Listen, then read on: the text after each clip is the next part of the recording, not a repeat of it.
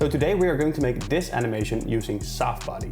It's a very popular style of animation right now, so we are going to dive in deep and I'm going to tell you step by step how it works. So first of all, we are going to delete the cube and the light and we're going to bring in our own little object, our own little product. I've got mine right over here, but it should be a little bit bigger because simulations in Blender might not work as well if your object is too small. So I'm going to scale it up just a little bit, and usually we want to work in the correct scale, but in the case of simulations, sometimes you just want to scale it up to make sure that everything works out. But as you can see, it's a pretty dense mesh. We've got a couple of diamonds over here as well, and that's just very heavy and intensive for the computer to calculate, especially during the collisions of the Softbody, because collisions are really one of those things that increase the baking time by a whole lot. So you want to keep those as simple as possible, and that will be better for your bakes, trust me. So before we actually get started on making the Softbodies and the entire scene, etc., we're actually going to make a cube. And then this cube will follow the shape of this perfume bottle, roughly. And you must do this for your own object as well. So now we've got an object that's roughly the same size as the other object, and this can serve as our collision object, which means that right here under the physics tab, we can already click on collision. We don't really have to change anything of this,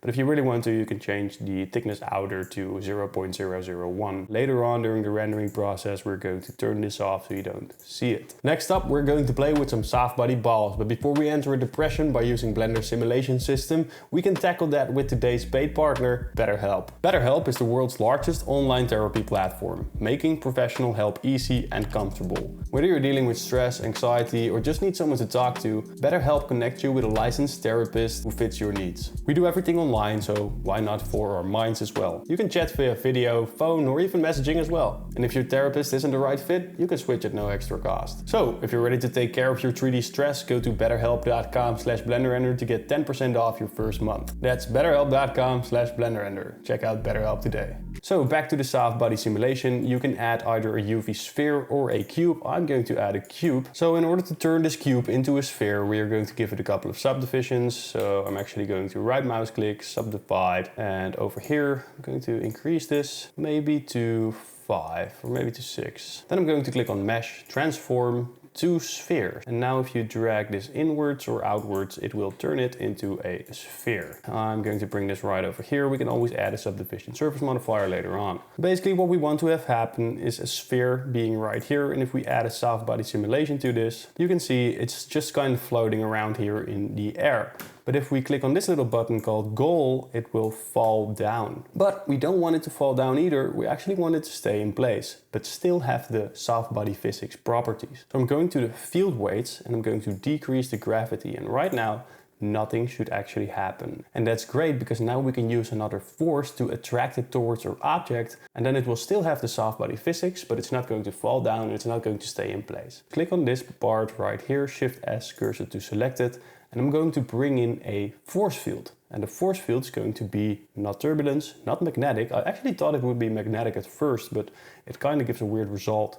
So I'm going to use force. And force can either push things away or bring things towards itself if we use a negative value. In order to demonstrate this, let's first push it away like this, and then it's going to be pushed away. You can see it still has the Softbody physics properties. Right now we're going to set this to -1, and what happens? It is going to be attracted to our object. And of course we applied our collision to this object as well, so it's going to be distorted. But as you can see, it is way too much. So we need to change some settings on this ball in order to get to the desired result. Honestly, you can leave this the same, but you can also change it to 10 kilograms. So I'll show you what it does. It's going to be a lot heavier to attract towards this object. So I'm actually just going to set this to 1 kilogram. I'm going to open up edges right here. And here is where all the settings are that we truly need. So we have pull, push, damp, plasticity, bending and length and collision and some other stuff. So this is what the Softbody simulation would now look like.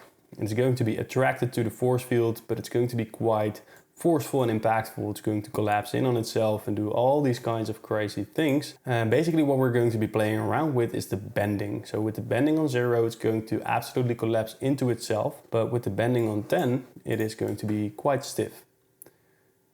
As you can see, it is bouncing against this object and just staying there a little bit. So this is pretty cool. Might be the only thing that we need to change. If you are already happy with this, that's exactly what you can do. But as you can see, this is a pretty aggressive looking bounce right here as soon as it hits this target. So what we can do in order to decrease the oscillations or vibrations, if you will. We can increase the damp. So if we set this to 50, for example, this is the highest value you can do for damp, it is not going to have those wild vibrations anymore. As you can see, of course it vibrated, but it's not as violent as it was before. We can maybe increase the damp to 25, make it a little bit less aggressive. So this is what it looks like right now, and it is being pressed in quite a bit, but maybe I want that to be a little bit less.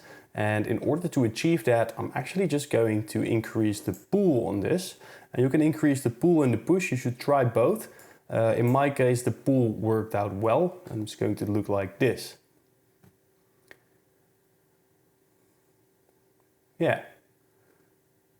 So it is restoring a bit faster as well, so the indentation is removing itself. So you need to play around with these values and find whichever works for you. And this is different in every single project that you're going to do. Sometimes you need to use more aggressive values, while at other times it is going to be a bit lower values. And the reason for this is because Blender simulation. That's it. So in order to finish this, we actually need to add a collision. So I'm going to add collision to this. And if we close this off, you can see Softbody and collision right here. And now the art is basically in duplicating and surrounding our object with more spheres. So we're going to Shift D, just going to duplicate this, make this one a little bit smaller. I'm going to place another one right over here. It's a bit bigger. Here we have a pretty small one. Let's go over to one of these Softbodies. So click on this one, for example. Then open up the cache right here. I'm going to set this to 100. I think it's enough. And I'm going to click on Bake All Dynamics. So not simply bake, because it will only bake it for this one. Bake All Dynamics, and all the Softbody will be baked. This might take somewhere between 2 minutes and 30 minutes. So if it's taking longer than that, then probably some settings aren't all right, or you got too much collision going on and stuff like that. Then you need to cancel it. Find a better way to do it. Okay, so there's a couple of solutions. It might be the normals that are inverted, so check for that. It might be that you have too much topology, too much collision, and what you can also do if you really need the collision, and it's a high topology collision object, you can turn off the collision until the collision is actually going to happen, and that will bring some of the time down that you have to bake. So 2 minutes to 30 minutes, that's approximately the range you're aiming for. I'm going to click on Bake All Dynamics right now.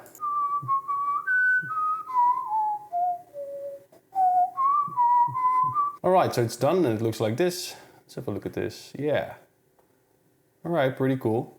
This one is getting squashed too much. Oh, there it goes. Well, it kind of depends on what you want to do right now. So maybe you want to make a picture and then this one is pretty fine, or else you can just simply delete it. First of all, I'm going to take the collision object and we're going to turn this off, and we have to turn this into a beautiful looking render. I'm just going to leave it like this for now. I'll play around with it later. Don't have the time to keep waiting for baking as my camera is still rolling. I set the strength to 0 of the world, because now it is a pretty dark world and we like that. So I'm going to add a plane, which is going to be a mesh.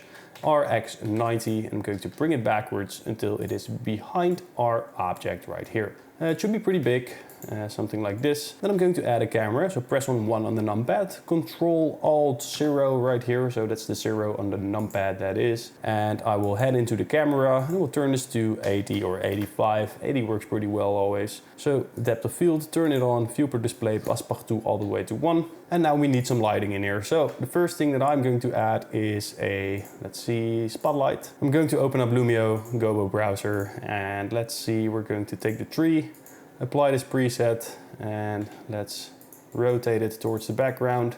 It's not strong enough, we can barely see it.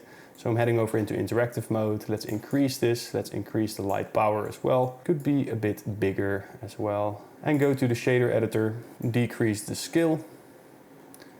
And now we have a lot more shadows going on there. Let's go and increase the radius for this. So now I'm going to add a preset, create lighting, and I'm going to take this, select all lights, bring it upwards. Let's make it proportional to this object right here. So that will change the light power and stuff like that. And I don't think it's cool that we get the orange part right here. So I'm going to cycle the colors. Okay, that looks pretty cool. Pretty nice. I actually think this looks pretty cool. So let's turn on this collection as well. So now we got the background and the lighting on this object. And maybe we need one more. So let's add another area light, more towards the back, something like so. Let's increase the power So now let's select the camera because our vision is a bit blurred, and that is because we enabled depth of field for 10 meters, but we didn't actually select an object. So I'm going to select this object right here. And if you have an orange object, what I like to do is make those things blue, because blue and orange are very compatible. So on Canva you can see different color schemes, and one of those is complementary, and as you can see, blue and orange fits well together.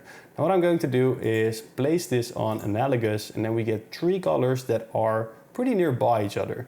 And I'm going to use those three colors for the balls. Add a new material to it, A and dot, and let's use this for the hex code in this specific ball. Then we got this ball that's going to be this color. And of course we can play around with a couple of these settings.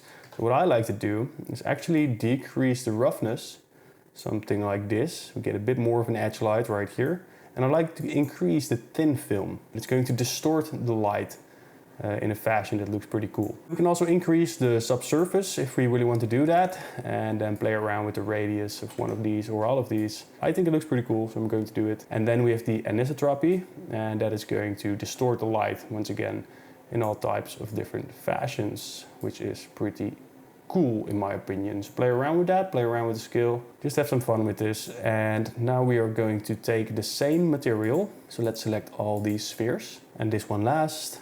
Then go over to the shader editor, click on this tab, copy material to selected. And then I'm going to click on this one, for example, and I will go over here, duplicate the material and go back to Canva. So now I'm going to select this one, go over here and change the hex code to this blue. And then for this one, I'll also copy it, go to this one, copy the material, change the hex code.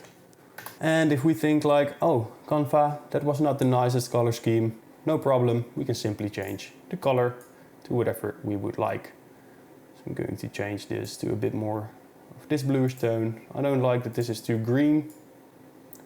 This is going to be a bit more blue. And just play around with this. It's just procedural texturing. There's not too much going on here. What you can also do is go over here, duplicate this, then bring this down and increase the transmission. So if you increase the transmission, it will become more glass-like, and we can make it more glass-like by changing the IOR down or upwards, and just have a look at what looks cool. I think that's the best thing you can do. Finally, what we want to add is an HDRI. So let's go to the HDRI browser. Let's open that up.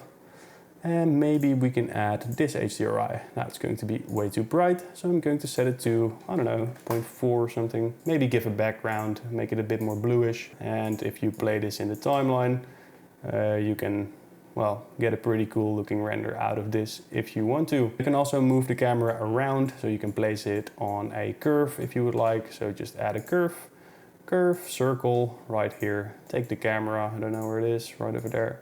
So I'm actually going to increase the curve. Right here, go to the object constraints, which is right over here. Follow the path of the curve. Click on N, go to tools or item actually. Change the location to 0. Now the camera is right over here. And now all we need to do is track it to this perfume. So we can add a track to constraint and select the perfume, for example. So now the camera is always facing towards this side. And if you play around with the offset, we are moving around this object to make a pretty cool looking render. And you can also animate the curve itself if that is to your preference. I'm going to be finalizing this and you'll see the result in the thumbnail. I hope you had a blast, and if you did, please click on like and subscribe, and I'll see you in the next one.